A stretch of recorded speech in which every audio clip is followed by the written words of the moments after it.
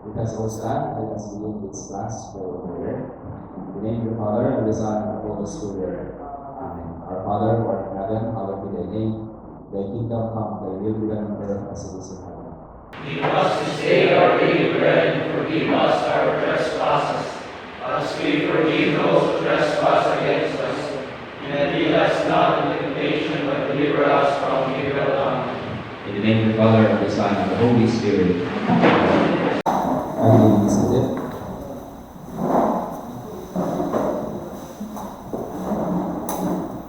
So, any questions regarding the first book of Plato that we have discussed last week?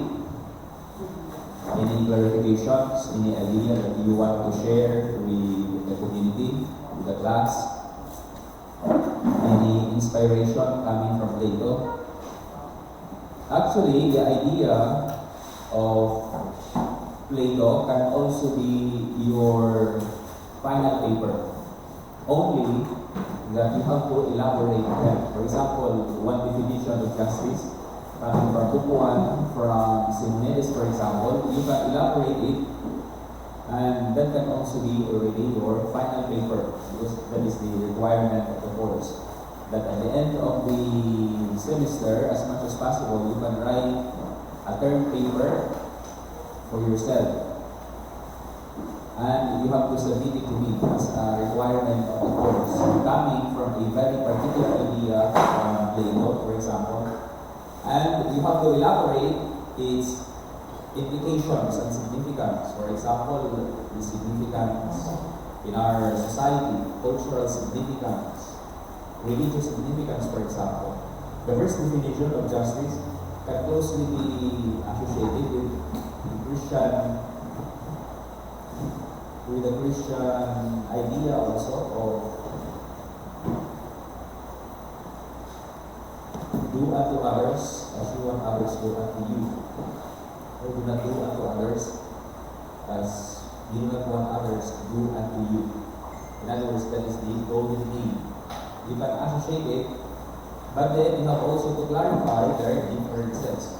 In what way Christian definition of justice would transcend the Simonidian definition of justice, which is defended and upheld by the rich father and son Polymarchus and Cephalus. It is because Jesus would say that the law and the prophets are adumbrated.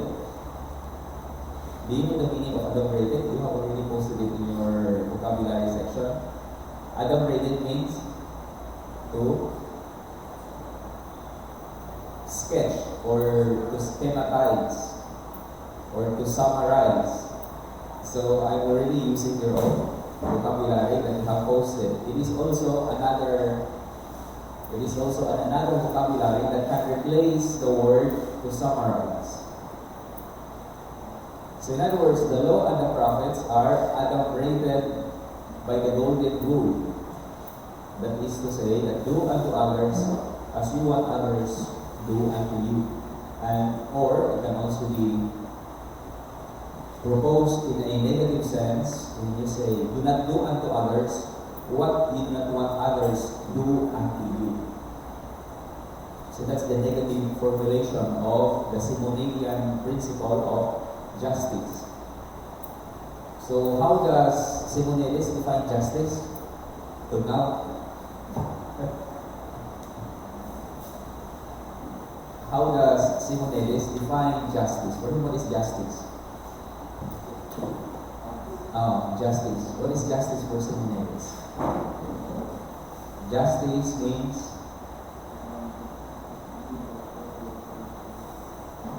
any help? Can you raise your hand if you want to help?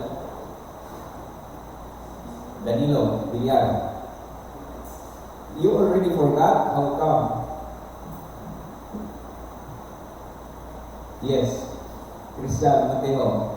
What is justice according to Simonides? Which is defended and upheld by Cephalus and Polymarchus in the discussion of justice between Socrates and that. Yes, Polonia, Andres. because it's defending your friend, but due to the fact that you defend your friend, you also harm your enemies. That's a way of putting it. That's another way of putting it. That is doing good to your friends and harming your enemies. That's another way of putting the principle of justice. But in a very technical sense of definition, how would we put it?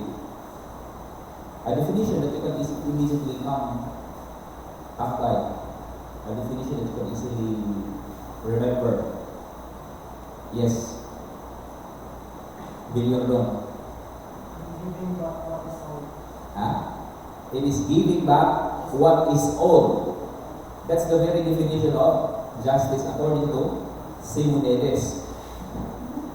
Giving back what is owed, or giving back what you take, or giving back what you receive. And that is to say, if what you receive is harm, you should also give it back as a harm. You have to inflict pain. But if you receive good things, then you have also to give it back. That is to say, doing good to a friend and doing harm to your enemy. That's the very definition of justice. And in a sense, it is in the level of person, in the personal level, in other words. That kind of definition. Because even in our own religious attitude, that principle also can be utilized. The principle of justice can also be the idea that we have. That when God has been so good to us, then you have also to be good to God. That is to say, that you have also to render Him proper worship. And that is the reason why Philo would make sacrifices to the gods as a kind of his just action. Because the God has been so good to him. He has blessed him with riches. He has blessed him with prosperity. And because of it, as an act of justice, because he understood justice as giving what one takes, or giving what one receives, giving back what is owed to you. And because that is his understanding of justice, then it is just right and proper that you have also to give back to God his due, which is worship. And so Stephanus would make sacrifices to the gods. In another definition, some translation would say that justice is giving what is due to each one. And I think that's the definition of justice in that kind of translation. The translation of Alan Bloom would say that justice is taking or giving back rather what one is owed, giving what one receives. That's the translation which Alan Bloom would render the principle in Greek. But in another translation, some translators would say that justice means giving what is due to each one.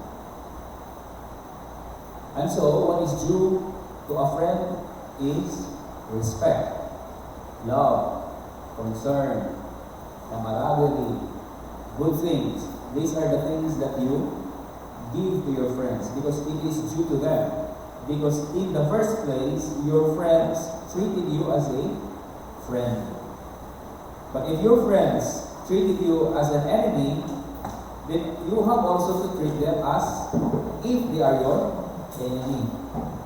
So that is what you call giving what is due to each one. What is the reciprocal and the proportional element of what you receive. You have to reciprocate everything in the measure in which you have received it. But then, if you cannot reciprocate it, it is not justice anymore. It is not justice anymore.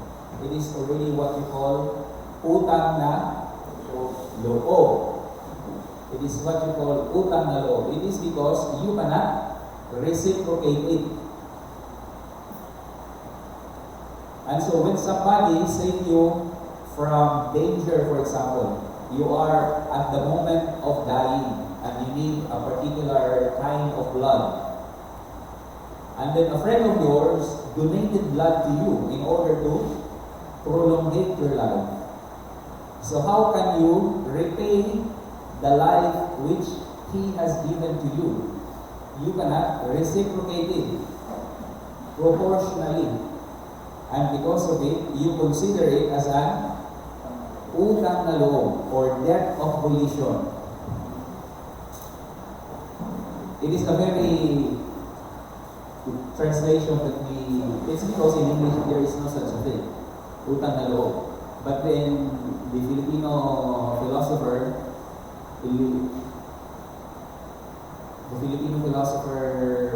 Mercado, what was his name? His name is Mercado, and he is an author of a book. He died already. He is an author of the book entitled Elements of Filipino Philosophy.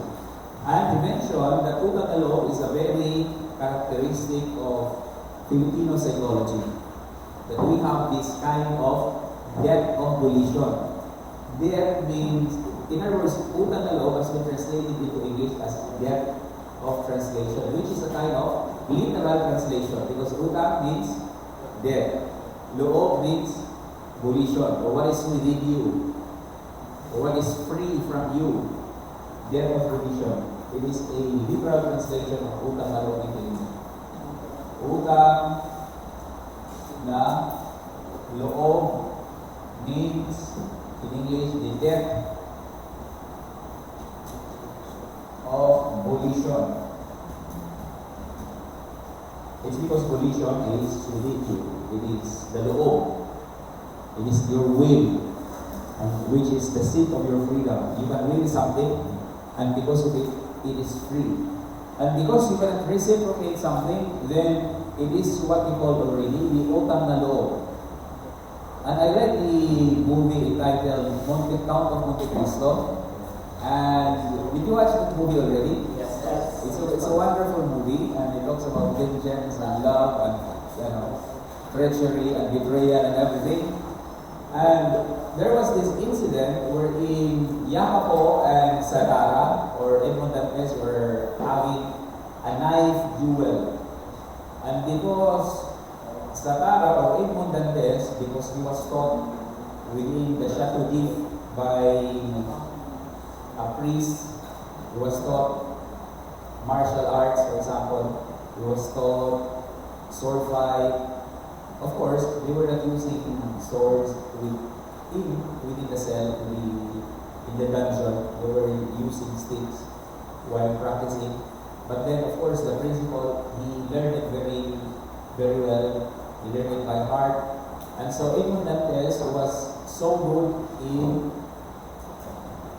the sword and at the same time of the knife, because we learned the principle that speed actually is the essential element in every duel. It is not the strong, the brute force, in other words, it is not the brute force that usually wins in every combat. But if you are very slow, you are very sluggish in fighting, surely the one who is quicker than you can easily give a stab, can easily give a deathly or a mortal blow to you. And because of it, you are going to lose in that mortal combat. And so, Satara was able to save the life of Jacopo. And Jacopo said to Satara, "As long as I live, I am your man. I am your man. As long as I live." It is because he has given, or he has spared Jacopo his life. He has saved him from death. And because of it, Jacopo considered it as his utang na loob, as his debt of volition. How can he repay him? By being his slave. by being a slave. But then Sarara or Edmond Dantes did not consider him as a slave. He considered him as a partner or as a best friend. But then for Jacopo, since si Sarara saved him from being born alive and then being buried alive, it is because Luigi La Pampa, something like that. Luigi Pampa, a thief and a pirate, decided to bury Jacopo alive as a punishment of his crime in their own company. And so Sarara saved him, and Jacopo considered it as an act of saving. And in order for that to reciprocate the life that Sarara gave him, he has also to offer his life in the service of him. In other words, his loyalty, everything is meant for Sarara. That is what you call the utang na loob, the idea of the utang na loob, which cannot be understood in the context of the Platonic, the Simonian definition of justice, which is giving what is due to each one, the utang na loob. And sometimes utang na loob can be used abusively by other people, particularly if you have something that you want them to do. For example, just like the case of John Wick. John Wick, it's a movie also. It's a wonderful story. It's a wonderful movie. And John Wick has this moment in his life wherein Santino saved him. Santino is a member or is a leader, for example, a leader of the high, no, he's not yet a member of the high table, but then he aspired to become the member of the high table. And he knew that he couldn't be the member because his sister will be the one who will sit in the high table. But then before, Santino saved John Wick. And in other words, that is the reason why John Wick is obliged, because there is what you call the blood pact. The blood pact. That because I have saved you, then I can recover what I have given to you by means of any job that I want you to do. And so Santino ordered John Wick to kill his sister. What was the sister of Santino? I already forgot. And so the sister was killed, and John Wick visited her. Actually, before, I think the sister of Santino had relations with John Wick, but then it did not prosper because John Wick fell in love with another woman. And so the sister said, "Is she worth it? Is it worth it that you came out from the society of assassins, from our world? Is she worth it?" And I said, "Yes, she's worth everything for me." And because of it, in other words, the blood pact became the reason why John Wick had to obey. And so it is a way of reciprocating. So they are already equal. John Wick has reciprocated already what has been given to him, the life. He has been given life by Santino. And so John Wick in return would recompensate the life that he has been given to him by doing a thing which is contrary to his own volition. That is what it is what we call death of volition, because it is contrary to your volition, but still you are obliged to do it as a way of reciprocating. It is what we call giving what is due to each one. Giving what is due. And so it is so personal, on the level of person. But Trasimaco's definition of justice is different because it is on the level of society. the level of society, in the bigger picture. It is because, for him, what is the definition of justice? Commander, where's Commander? I like, yes. Commander, what is the definition of justice according to Trasimacos? Huh? You don't have any idea? You don't listen. Okay, Galindo, March, Galindo. What is justice for Trasimacos? Giving what is due to each one. No, that is the definition of Simoneles. Giving what is due to each one. Or giving back what is owed to you. So, what is the definition of Trasimacos? Justice is the advantage of the stronger.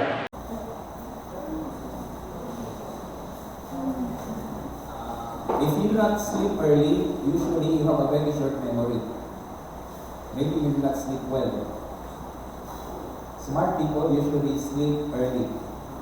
But if you do not sleep early, you are going to have a very poor memory. And there is a study that would associate what we call a sickness, which is it's a sickness. We forgot. No, it's a sickness of losing memory. It's not amnesia. No, that's not insomnia. Insomnia means you have the difficulty of sleeping. And there is a study that says that people who do not usually go to sleep early in their life, usually there is a big Alzheimer. There is a big probability that you are going to contact that kind of disease, Alzheimer.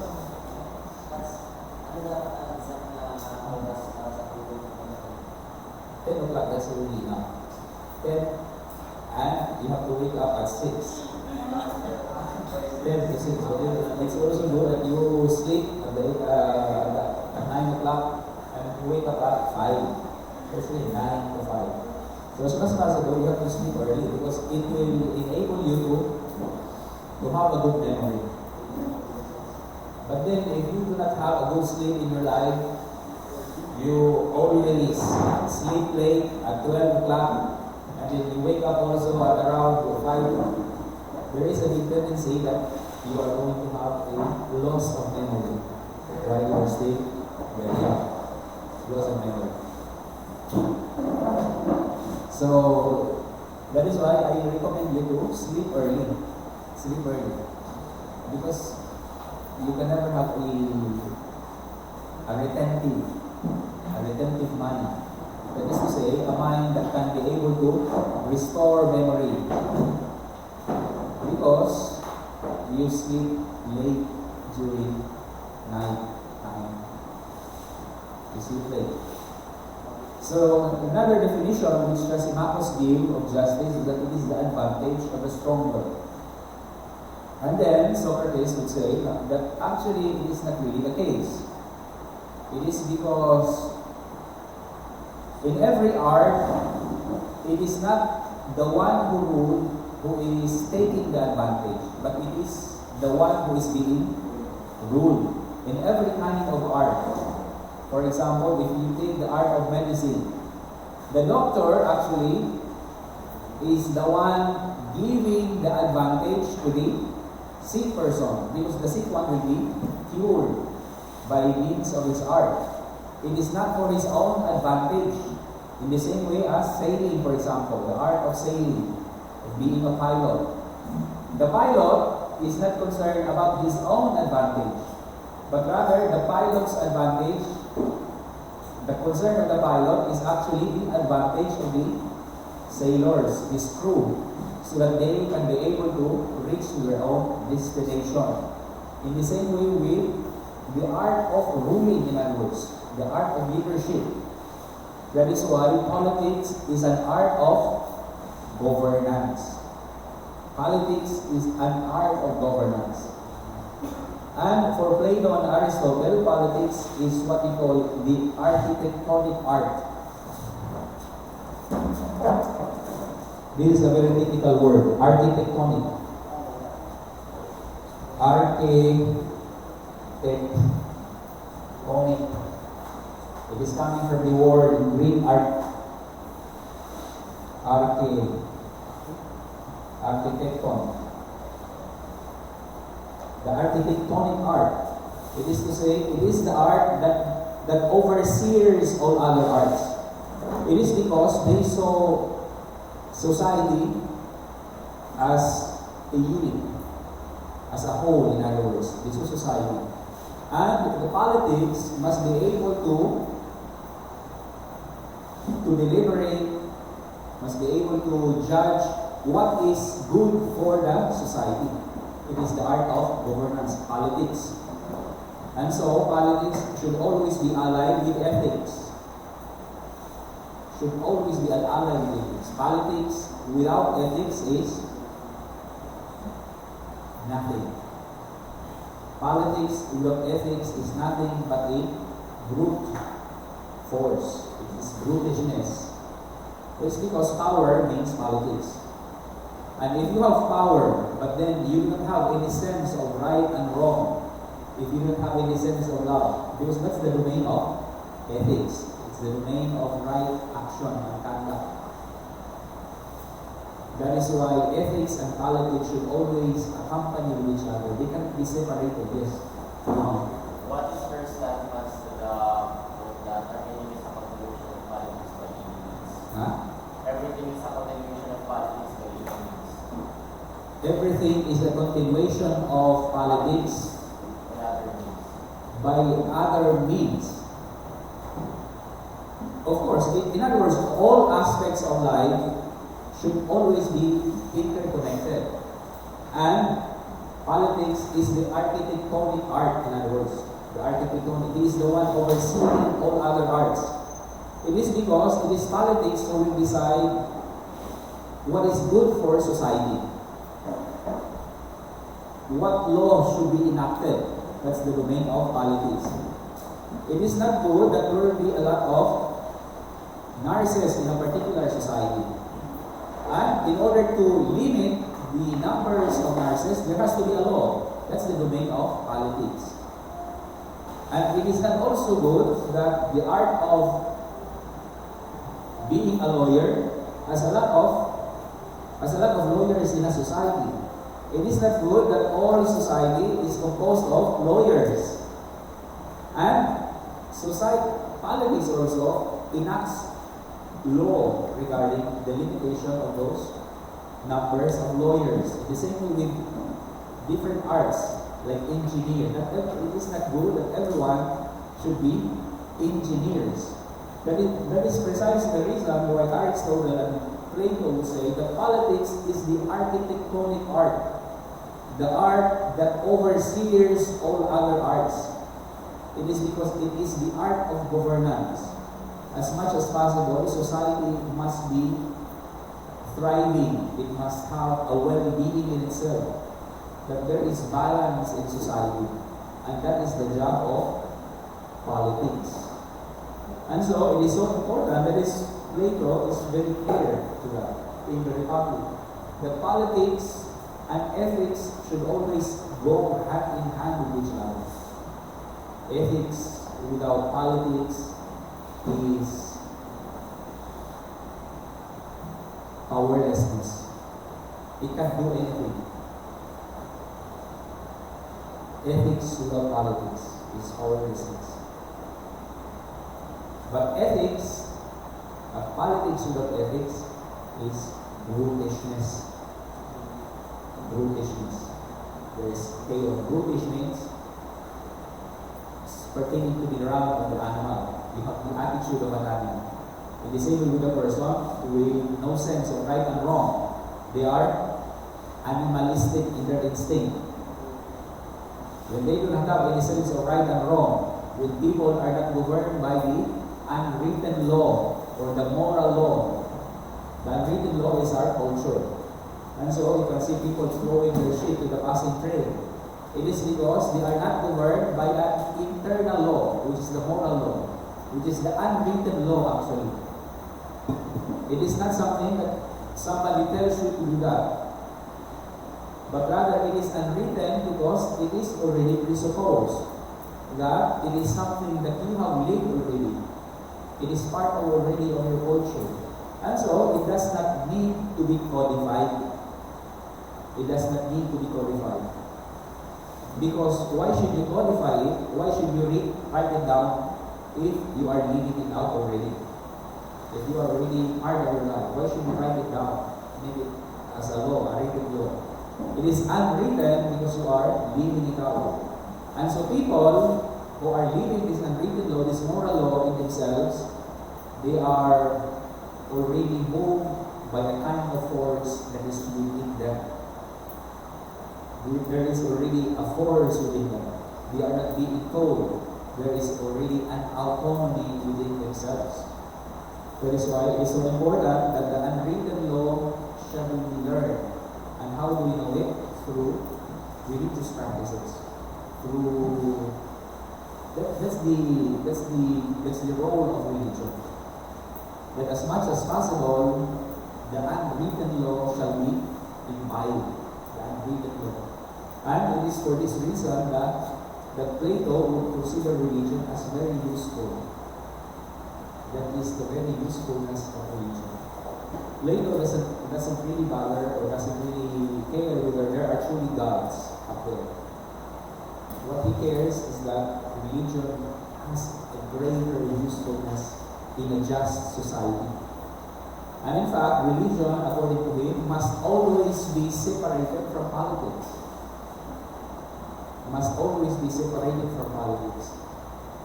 It is because it is religion that has the power to inculcate unwritten laws to individual.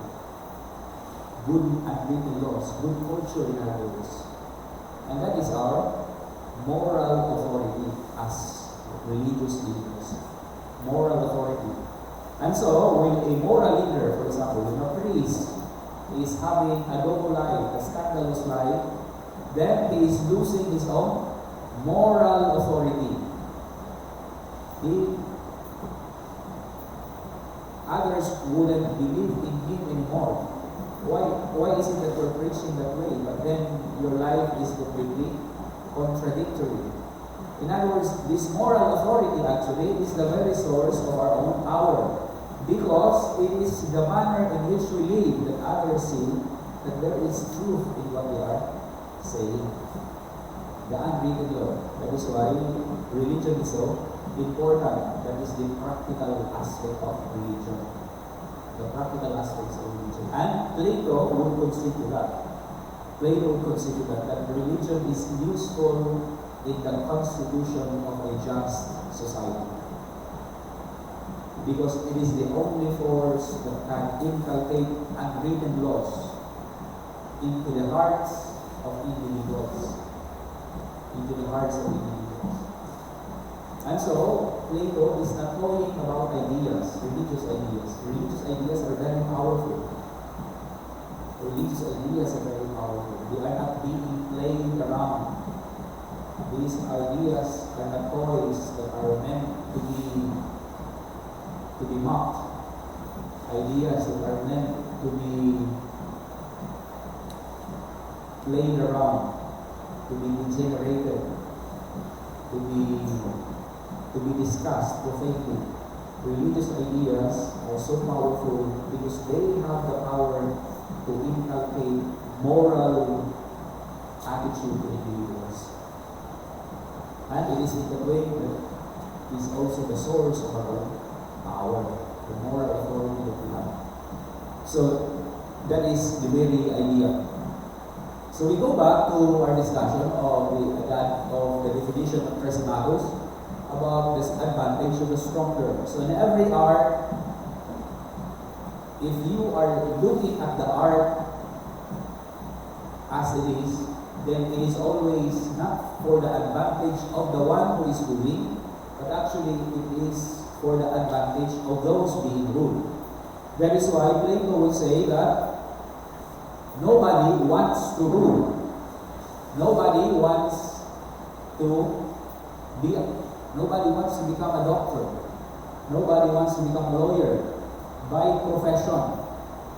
It is because the lawyer, in the true sense of the art, would always seek for the advantage of the weaker.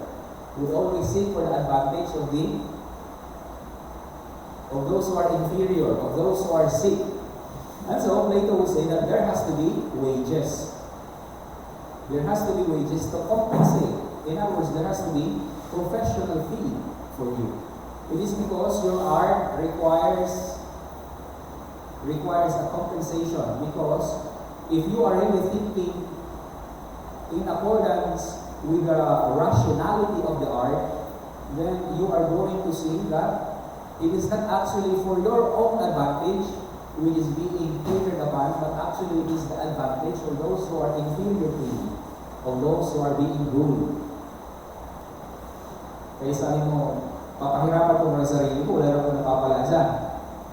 Wala akong napapala. And so, Plato will say that there has to be wages, because nobody wants voluntarily to rule or to practice the art, because the art itself, if you are going to follow it, there will always be the advantage of the weaker who is being catered upon. So that's the idea of Plato. Sounds great, right? And it is for this reason that you should be worried for those people who want or who voluntarily want to rule. You should be worried. Or you should be cautious when you say, I want to become the president of the Philippines. It is because there is a hidden interest in the person why he should rule. He is not actually thinking in the art of politics, but perhaps he is being moved by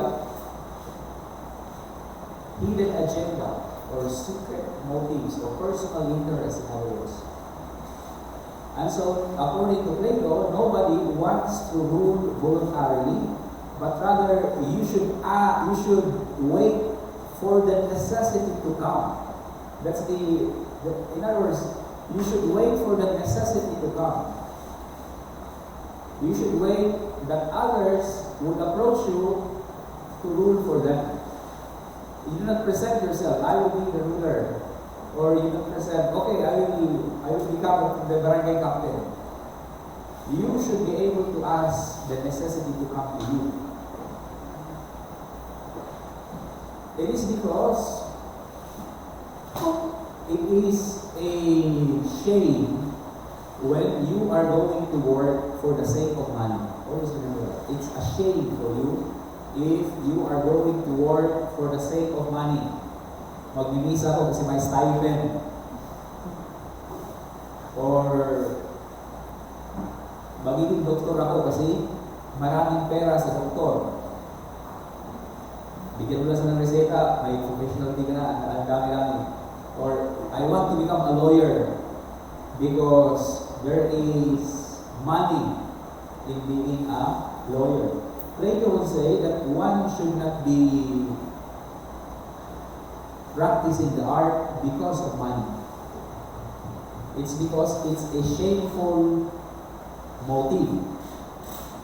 A man with no shame is a man with no honor. Always remember that. A man with no shame is a man with no honor. That is why it is so important. Even Aristotle would say that shame is important in life. It is a quasi-virtue. Aristotle in the Ethics would say, shame is a quasi-virtue. Quasi-virtue. Quasi-virtue. Meaning that it is virtue in one sense, but it can also be not virtue in another sense.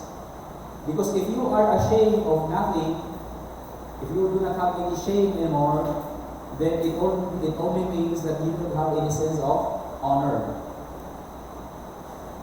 So you do whatever things shameful. Wala ka ng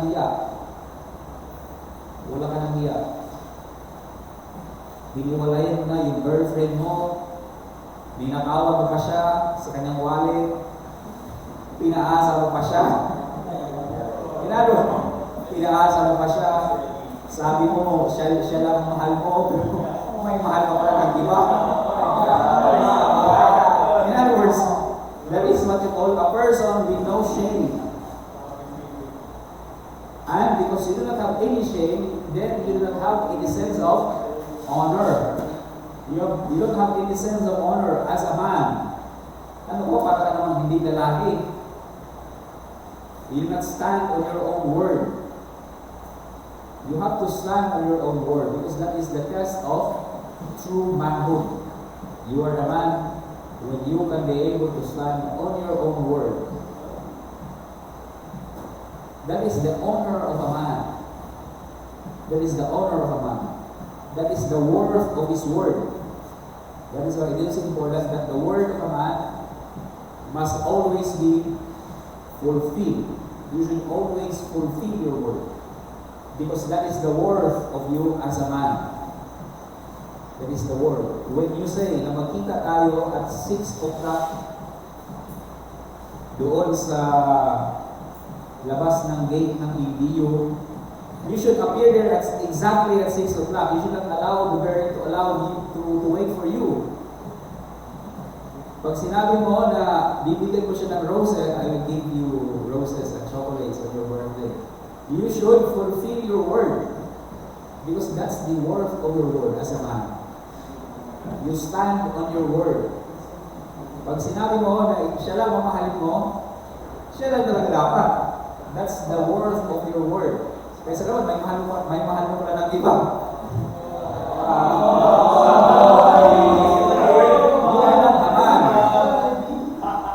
You are not a man. It's because you don't have any sense of honor. You don't have any sense of shame anymore. That is why for Aristotle, honor and shame is a quasi-virtue. But it is quasi-virtue.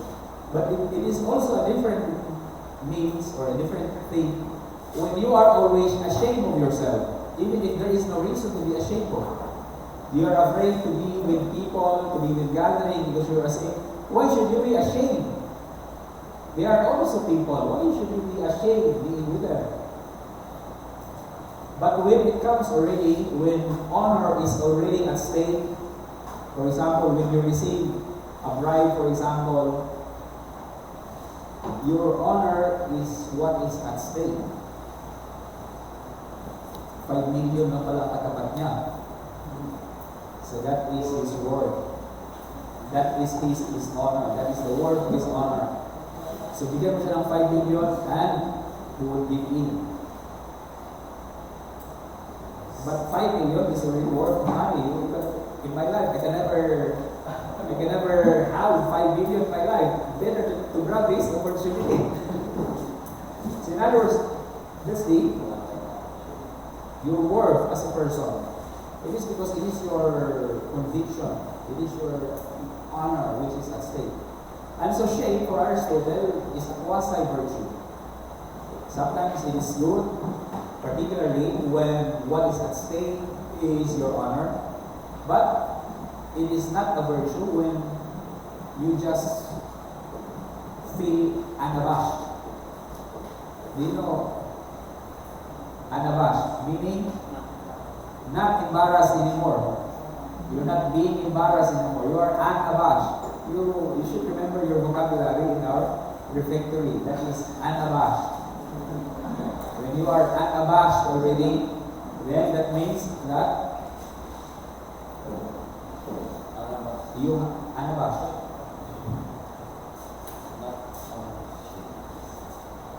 Unabashed. You don't embarrass. You don't have to embarrass. You don't have to feel embarrassed if there is nothing to be embarrassed of. Why should you be embarrassed? But you should be embarrassed when you are doing something which is detrimental to your dignity as a man, dignity as a person.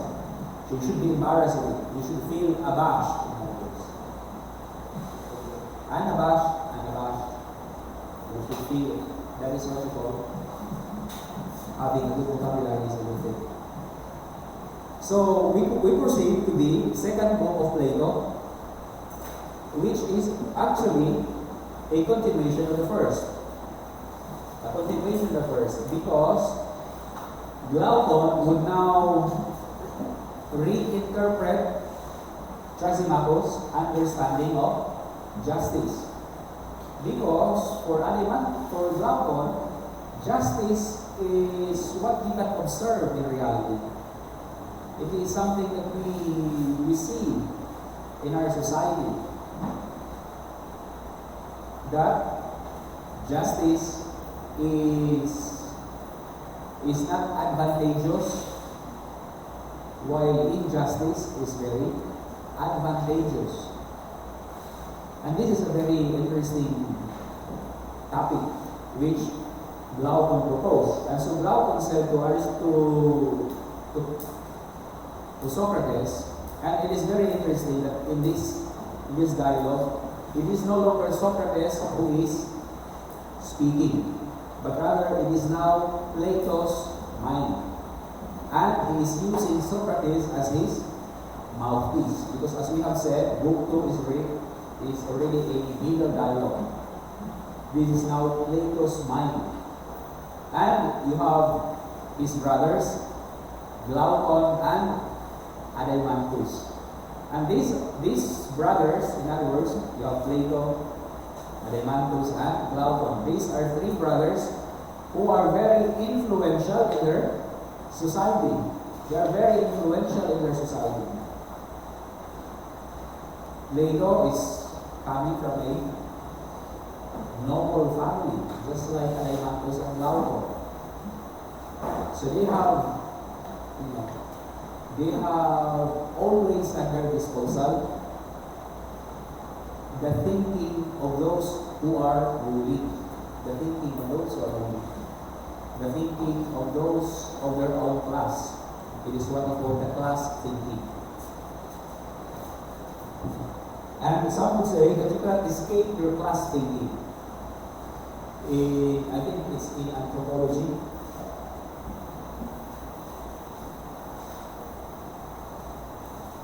It is what you call the class thinking. Class thinking. In such a way that if you are a rich guy, rich man, the thinking of the rich is different with the thinking of the poor. It is because the poor has a different world. He has different people who are conversing with him. It is what you call the class. The rich class, the middle class, and the poor class. And Socrates is a man who has been able to move above and move down because he is in the middle class. Socrates is able to go up to the upper class. That is why he is so influential to the sons of noble families in Athens. The noble families is very influential. In other words, Socrates is able to move up to the upper class, the thinking of the rich people. Always remember, the thinking of the rich are different from the thinking of the poor. And you have also the poor class. Socrates is able to go down into their class. It is because he is in the middle class. He can move up, he can also move down. In other words, he is in between. And being priests and being religious, we should always be this one. We should be in the middle. We should be the one to mediate the rich and the poor. This is a very important task in society. That is why, as much as possible, we can think in the manner of the rich. That is to say, we have also to be versatile with the language of the rich. And what is the language of the rich? English. It's the language of the rich. Kasi kung mayaman tayo, hindi na tayo magsasalita na English. Why should I, just like Japan, why is it that Japanese do not want to learn English? Why is it that it is coming from their own initiative that they want to learn English? It is because they are a rich country, their language is very rich, and they can think proficiently in their own language. Pero tayo, mahirap tayo basta we are poor, and because of it, we need to learn the language of the rich. We have to be proficient in it. It is in that way that we can learn from their thinking. We can learn from their thinking. And hopefully, we can translate their thinking into our own context. It is not the same as learning the language and then you become a worker in another country. You become a worker of the rich. As much as possible, you must be able to go back. That is why you have to learn the knowledge of the rich so that our country, which is poor, can be uplifted. That our own fellow Filipinos can be able to think for themselves by providing them the knowledge which is so important in the forging of a strong democracy. Because democracy is something that we forge day by day. It is not something perfect already, it is not something complete. But democracy is something that we usually and we constantly forge day by day. And for that reason, since we are in the middle, that is why religious, as much as possible, religious should be able to live in a very luxurious way of life, to the extent that the poor cannot identify them anymore. Diba ba sila, yaman-yaman naman nila, sila ba talaga para sa mga mahihirap? That is the ideal. In the same way, Socrates. That is why Socrates can move up and he can also move down. He can make philosophical discussion so real in the daily life of an artisan, of a farmer, of a blacksmith, to ordinary people, in other words. Philosophical discussions, because philosophical discussions are so important in the forging of a democratic society. Because philosophy is not about ethereal ideas outside of this world. Ethereal meaning. Ethereal, if you have encountered this word already. Ethereal. Ethereal meaning. Ethereal meaning it's outside of this world, outside of this realm. Philosophy is about in this world. It is so important in the forging of a strong society. And so, you have here the discussions of three brothers, Plato, Alemantus, and Glaucon in Book 2. In Book 2. And now they are giving also their own perspective of justice. And Glaucon would say that this idea of his is actually the idea of the many, or the idea of the hoi polloi. In Greek, hoi polloi means people. And it is written in this way, hoi polloi. That's the hoi polloi. That's the word of it. The hoi polloi, or the people, it's the idea of the people about justice. And it is so important that we have to change the idea of the people about justice. Because what they are thinking, since they are the majority, is so powerful. It's so powerful. That is why democracy also can be tyrannical. It is what we call the tyranny of the majority. Democracy can also be tyrannical. This is what we call the tyranny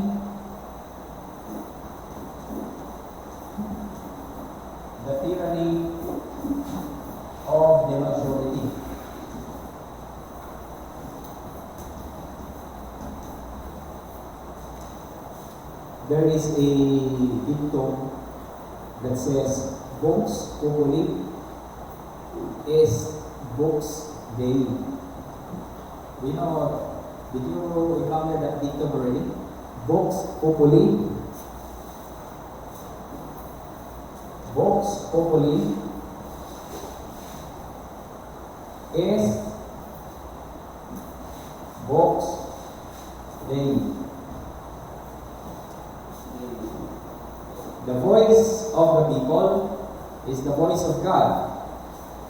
That's the very idea of democracy. But it does not necessarily mean that the voice of the majority is the voice of God. It is because the death of Christ was chosen by the majority. That is what we call the tyranny of the majority. Crucify him, crucify him, crucify him. Release Barabbas, release Barabbas. It is because during the trial of Jesus, there were two criminals, in other words. And we are going to go back when we are going to discuss the idea of love for about this one. You have here Jesus, who is just, and you have also Barabbas, who seem to be just. There is an appearance of justice in Barabbas, in other words. And Plato would discuss about this in book 2, that in order to test the justice of the just, you should consider him as unjust. That is to say, he should appear as if he is unjust in order to test his justice. Because for Glaucon, he would say that many people, or the hoi polloi, believe that justice actually is a drudgery, but it is performed because of the consequence of justice, which is good reputation, honor, for example. You do just acts because you want to have a good name for yourself. And so, despite the fact that it is drudgery meaning that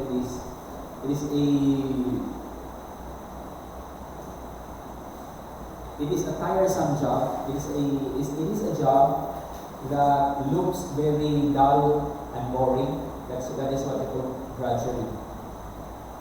For example, what is a drudgery? For example, for you, it is a boring job to clean the surroundings. It's very boring.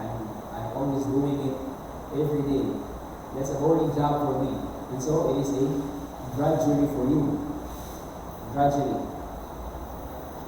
Or it is something that is burdensome already.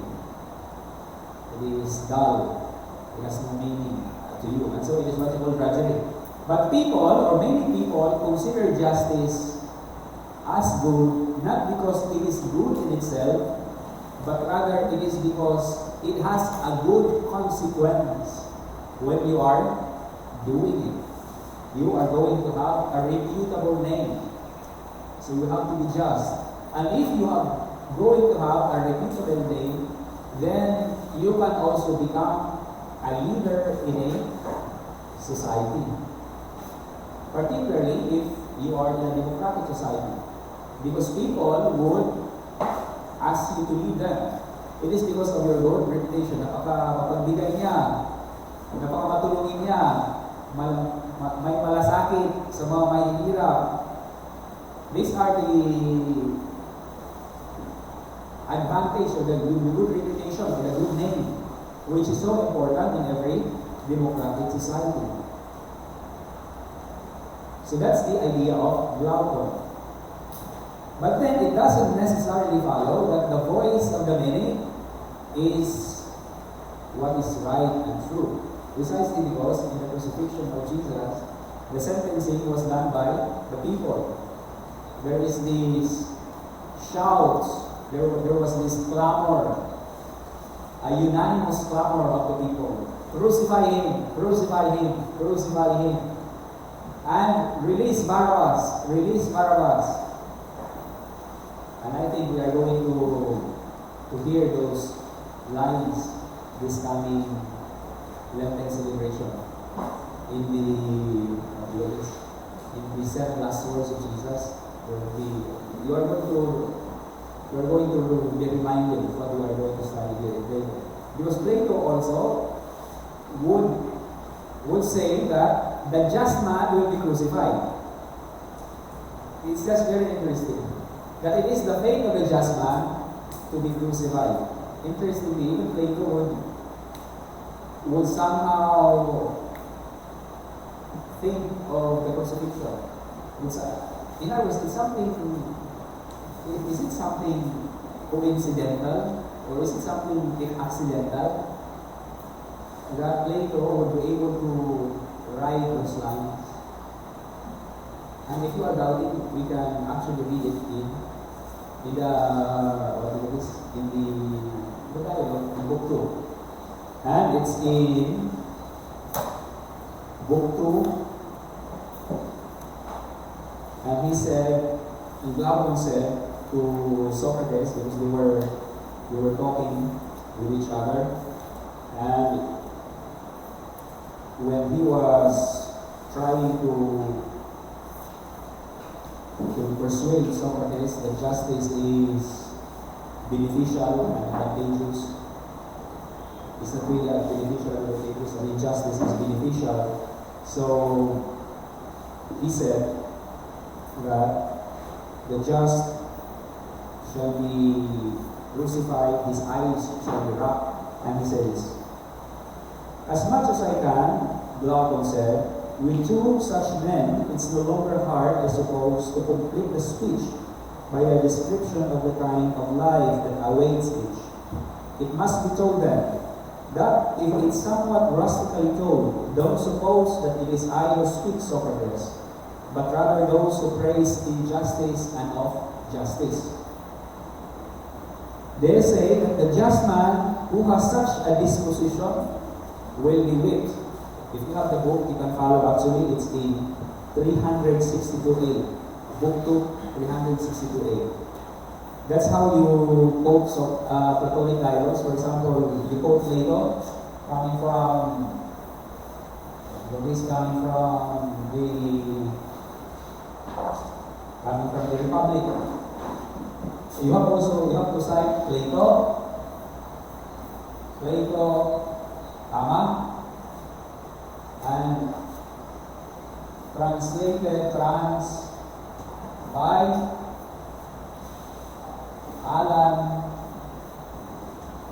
Alan Bloom.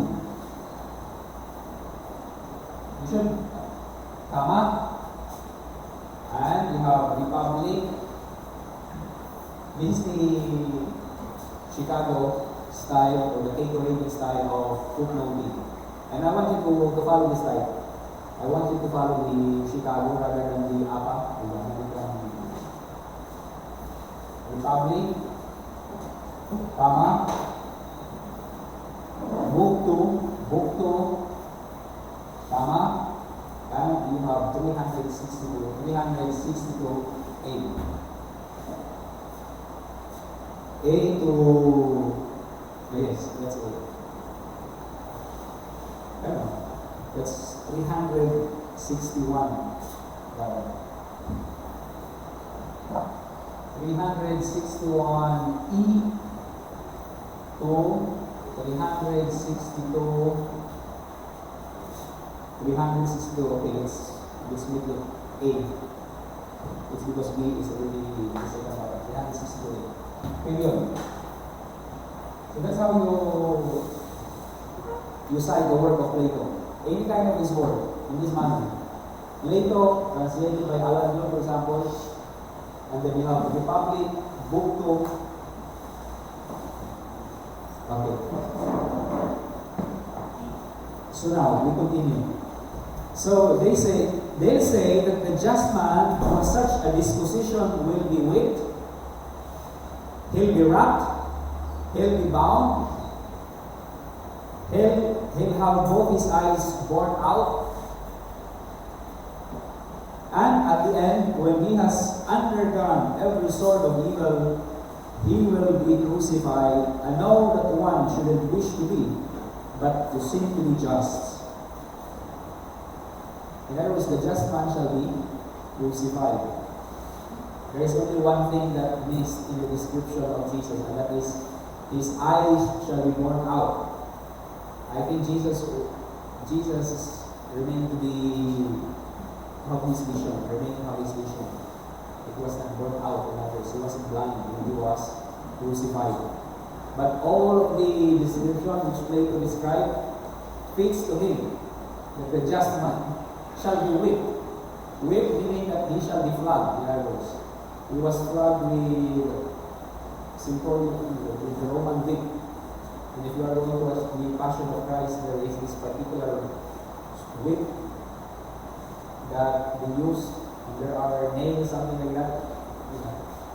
And as you whip or as you flog the person, those nails will be able to scratch the flesh of the person's body, and blood would gush forth. Blood would gush forth from his body. It's very brutal, It's a barbaric action. So you should remember that even Plato would be able to prophesy that the just one shall be crucified. Interesting, right? Even Plato has this idea already that the just one shall be crucified. The true just one. Not only the one who seems to be just, or who is just only pretending.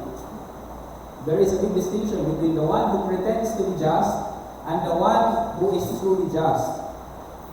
The one who is actually seen. That is why seen means appearance. Seen. The one who seems to be just, the one who seems,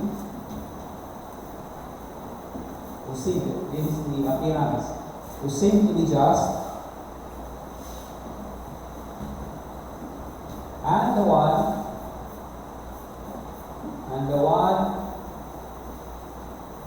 who is truly just. So Christ is the just one. And you can even mention that in Plato's Republic, that he prophesied.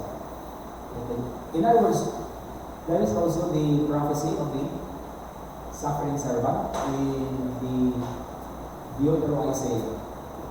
The Deutero-Isaiah, Isaiah. I think it's a Deutero-Isaiah, meaning the suffering servant. It talks also of the one who will carry our own iniquities, who will claim all our sins so that we shall be justified. We should take note of this.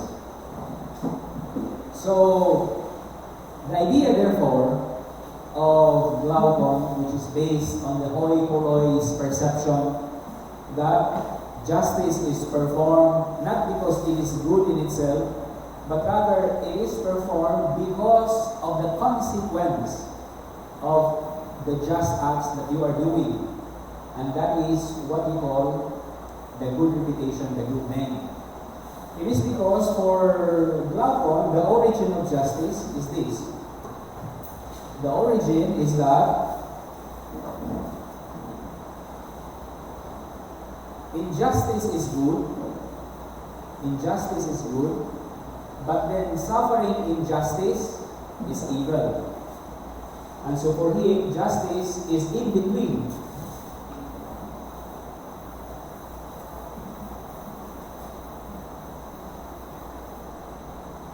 So justice is in between.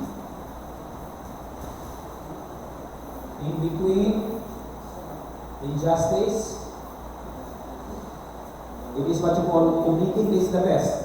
Injustice is this is best and this is worst.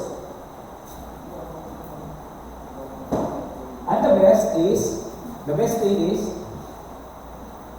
you commit an injustice, but then you do not suffer the penalty of justice.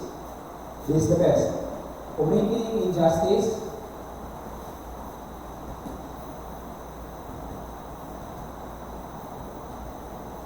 without suffering the penalty.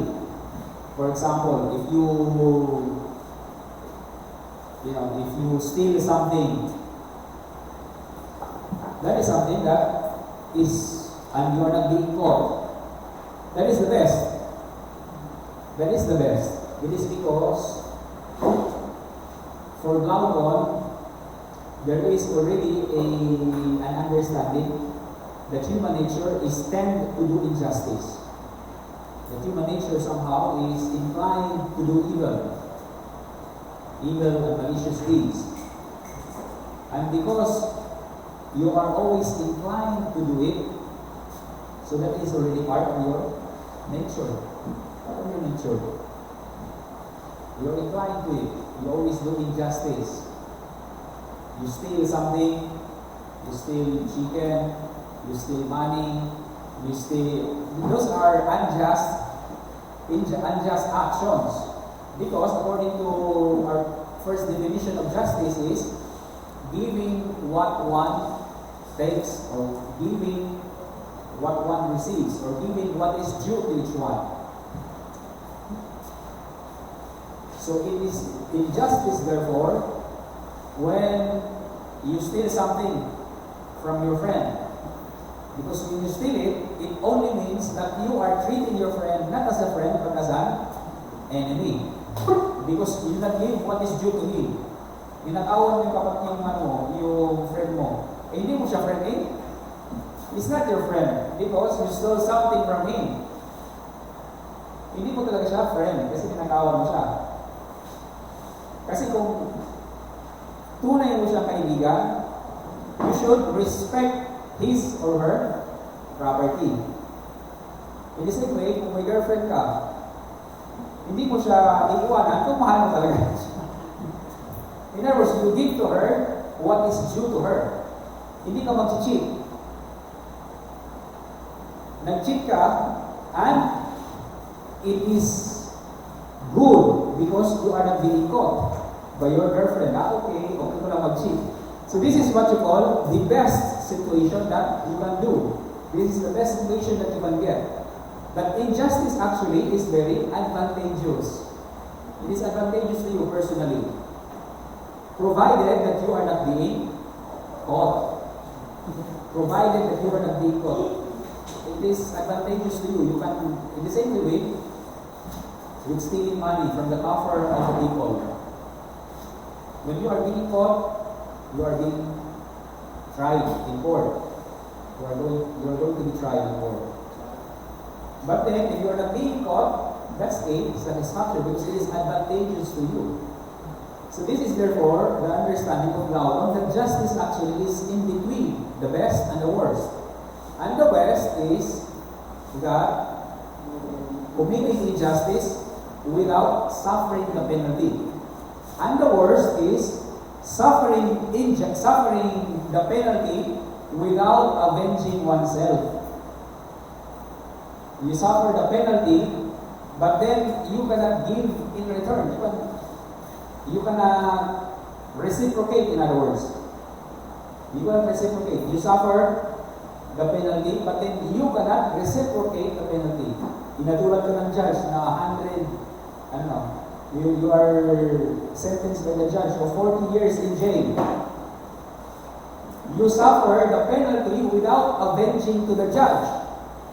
Dapat yung judge makulong din kasi that's what you call justice, which is giving what is due to each one. So ang judge, inatulad ka ng 40 years of imprisonment. Therefore, if you are following the principle of justice that is giving what is due, you should be able to reciprocate to the judge that he shall be put to prison for 40 years also. But that is ridiculous because it cannot be. That is why suffering in prison for 40 years is the penalty that you get, and you do not avenge yourself. Hindi ka makaganti. Gantihan kasi, that's the idea of giving what is due to each one. Gantihan. Gantihan mo naman yung yung judge, walang iya, yung judge, binakulong ako ng 40 years. Hindi ako makaganti sa kanya. Hindi ako makaganti sa kanya. I cannot avenge myself. I cannot avenge my own suffering. Kasi naghirap ka din sa 40 years. Walang iyang judge ito. Natulan ko ng 40 years. And I cannot avenge myself. And so, justice therefore is in between, in a sense, that in order that you are not going to suffer without avenging yourself, and in order for you not to commit injustice, then you have to follow the just law of the land. You have to follow the law, which is the very norm of justice, what is in the land. Follow the law, despite the fact that it is drudgery.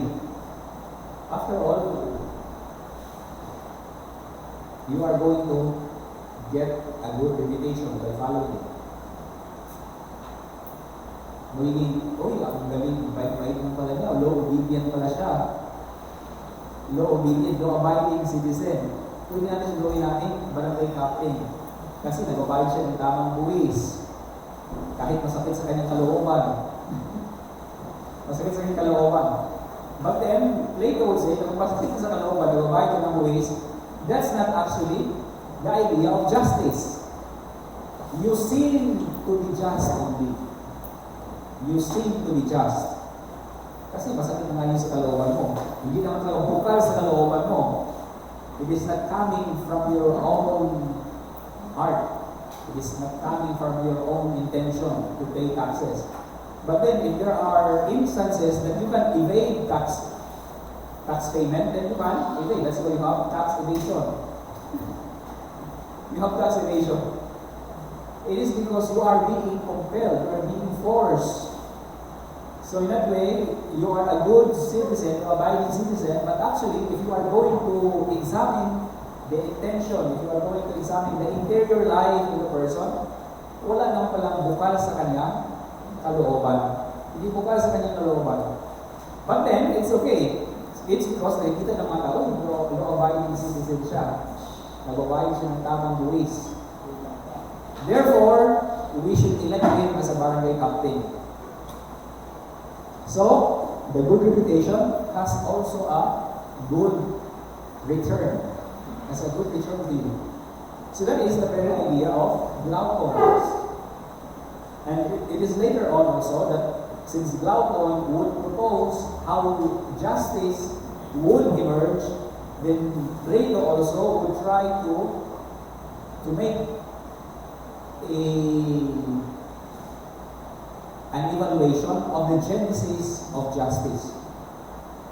And that definition actually of that idea of Plato is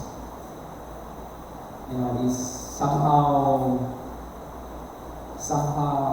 expressed by the beautiful words of John Rawls in his book A Theory of Justice. And he said that justice is the first virtue of social institutions, which is actually very Platonic if you are going to understand it coming from Plato's perspective.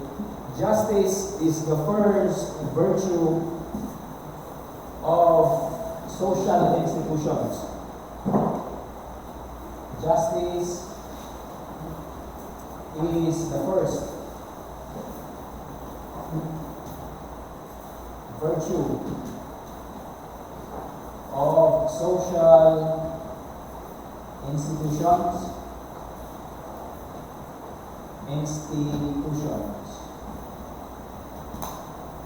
As truth of system of thoughts.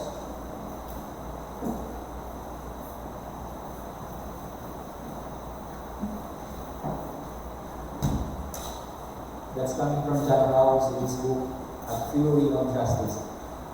It's I have difficulty in understanding this book. I try to read it slowly, but then I just can't, but then it's good. It's because philosophical books are books worth reading. philosophical books, and it is because it is a thinking of a particular person who is just very deep to the extent that you cannot understand his thinking in just one reading. It is different when you are reading a novel. When you're reading a novel, in just one reading, you understand what is the story all about. But it's different in philosophical books because the profundity of the thoughts of the author is just very hard to digest in an instant. You have to ruminate them just like a cow. And that's the very, I like the, just like a cow, you ruminate them. Just day by day. Just like the Word of God, you have to ruminate them also. It is because in an instant, the inspiration will not come to you. The gospel seems to be closed, seems to be incomprehensible. It seems that it doesn't speak to you, the text of the Bible. The same also with philosophical texts, that you cannot understand immediately in one setting, in one reading, but you have to repeat again and again in order to understand. And that is also an intellectual exercise. That is why this assertion of John Rounds in this book is worth memorizing. Memorize this one. So when you are going to speak, you can also quote this thing. Justice is the first virtue of all social institutions. As truth is of systems of thought.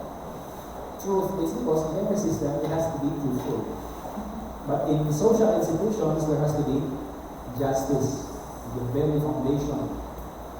But then we are going to go back to Plato's dialogue because what does justice mean? What does justice mean? Is it doing good to a friend or is it doing harm to our enemy? And we are going to ask Plato, who is the one whom I consider as a friend? And who is the one whom I consider to be my enemy? Who is my friend? For you, who is your friend? What is a friend for you? Si Sugala. Ano, Sugala. What is a friend to you?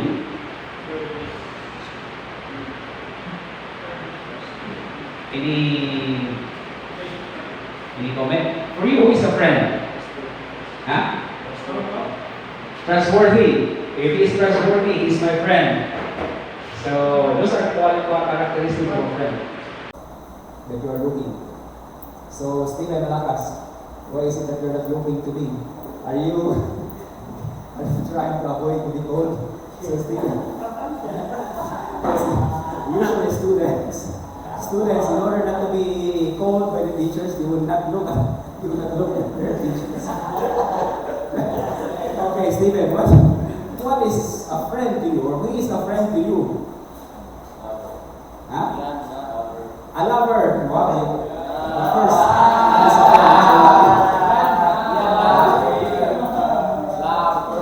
is a friend. You haven't encountered yet the definitions of Aristotle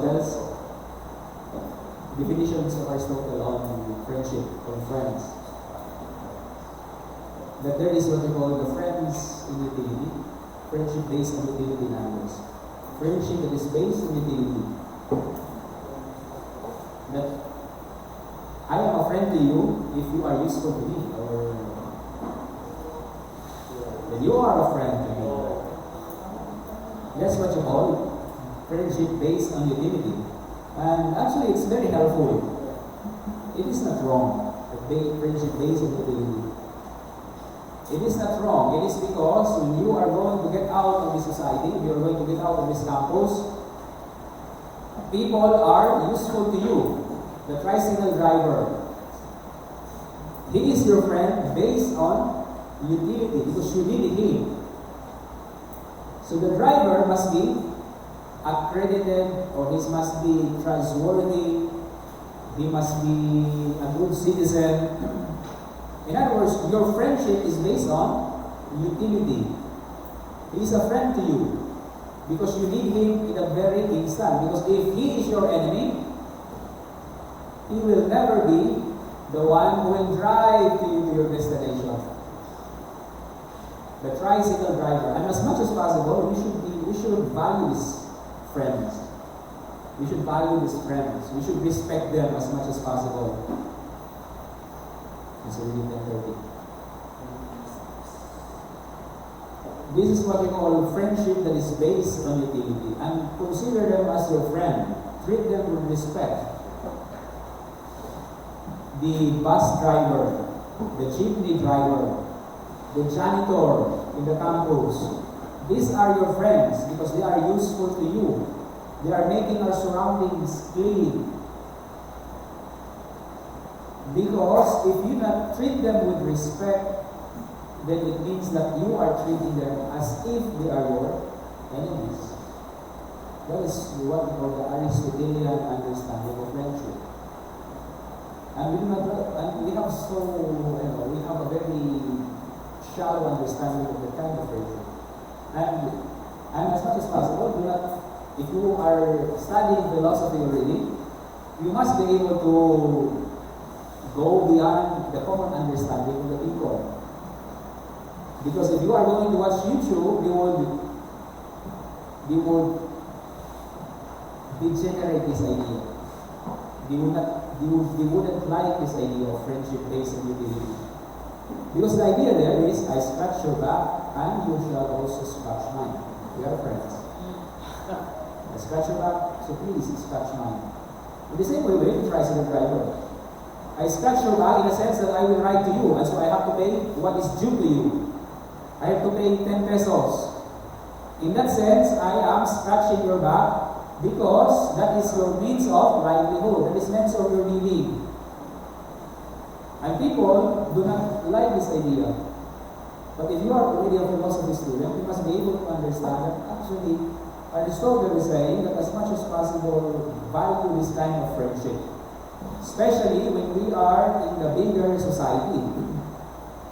If you have a vendor, for example, if you have a Jollibee waitress there, they are based on utility. There is friendship that is based on utility. And so I have to respect you. As much as possible, I should not cheat you. I have to pay what is due to you. As much as possible, I have to be kind. I have to be generous. I have to be considerate. That is what you call friendship. And we will move forward in the second and the third friendship. But anyway, it's already 10:30, and I would like to end this class. And I would like to ask, is there any questions? Clarifications?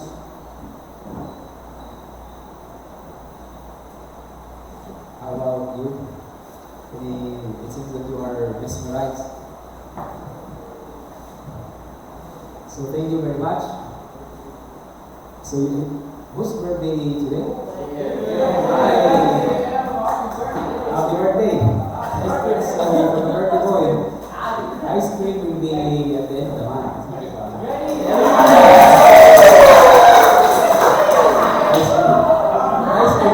That is our way of treating all of the birthday celebrants for the month of March. For all of the birthday celebrants. So, how about you, Narpion? Do you have any question, Narpion? Mr. Jay? None? Okay, Diego, any question?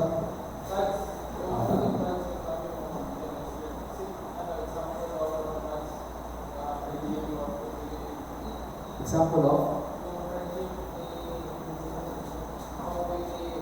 Utility. Friendship based on utility.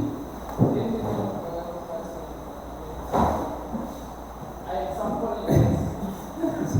Cannot be an example. There is another two forms of friendship. There is friendship that is based on common passion. That is to say that you have common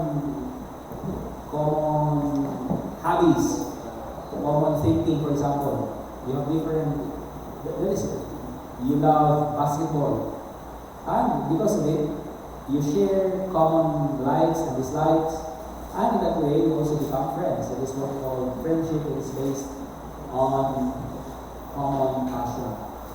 And there is also what we call friendship that is based on virtue, and which is the most important one.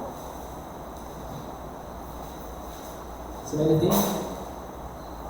Any questions? So thank you very much. Let us all stand. Let us end this class by glorifying God. Glory to the Father, and to the Son, and to the Holy Spirit. As it was in the beginning, is now, and will be forever. Amen. In the name of the Father, and the Son, and the Holy Spirit. Amen.